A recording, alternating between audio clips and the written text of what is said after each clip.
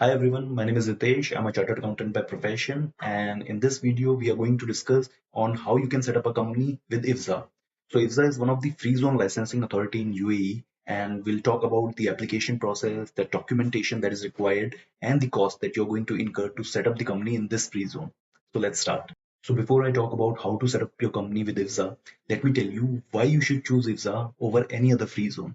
So the first benefit that IFZA provides you is one free visa for the lifetime. So in order to do any business activity in UAE, you need to have a trade license, and a trade license is issued by a licensing authority.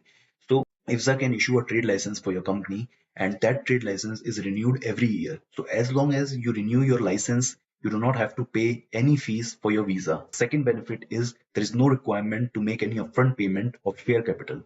You can pay the share capital as and when it is required. Number third is that there is no requirement of the shareholders to be present in UAE at the time of incorporation of the company. Incorporation part can be done remotely and no need for shareholders to be present in UAE. Those are the benefits that are provided by IFZA. Now, if I talk about the application process, the first part is documentation. You need to submit all the documents of the shareholders and the ultimate beneficial owners with IFZA. Then IFZA will review those documents and they'll send out a query if the document does not meet any criteria or in case any additional documentation is required.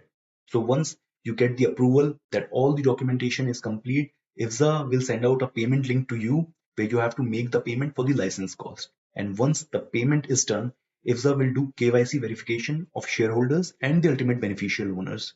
So they'll send out the KYC verification link to the email IDs of the shareholders and the ultimate beneficial owners. And you have to get the KYC done. So once that is done, IFZA will send out the application summary to the shareholders and they need to digitally sign it. And once that is done, IFZA will take a day or two for the security clearance and then they'll issue the trade license. And after that, the trade license and the establishment card will be issued by IFZA. And once that is issued, you can apply for your visas. Now let's talk about what are the documents that are required by IFZA. So let's say if the shareholder is an individual, then IFZA will need three documents from that person. First is the passport size copy. Second is the passport size photo with a white background.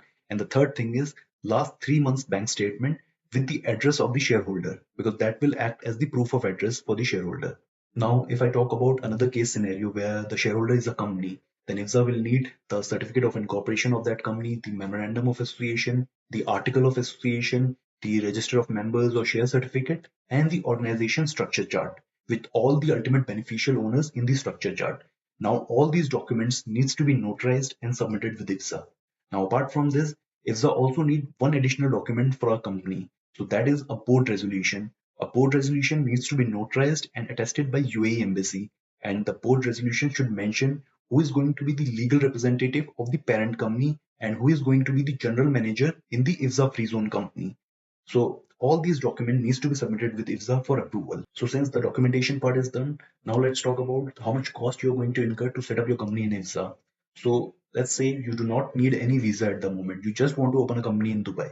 Then the cost that you're going to pay is 12,900 dirhams. That is your total cost that you're going to incur, and your company will be set up in UAE. Let's talk about another case in which you need one visa with your license. So your total cost will be divided into three parts. First is your trade license cost, which will be 14,900 dirhams. The second will be the establishment card cost, which will be 2,000 dirhams. And the third part is your visa cost, which is around 3,750 dirhams. Now, since one visa is free for you, you do not have to pay this 3,750 dirhams, and your total cost will be just the trade license and the establishment card, which comes to 16,900 dirhams. And the third case, if you need more visas, then your license cost will keep on increasing along with the new visas cost.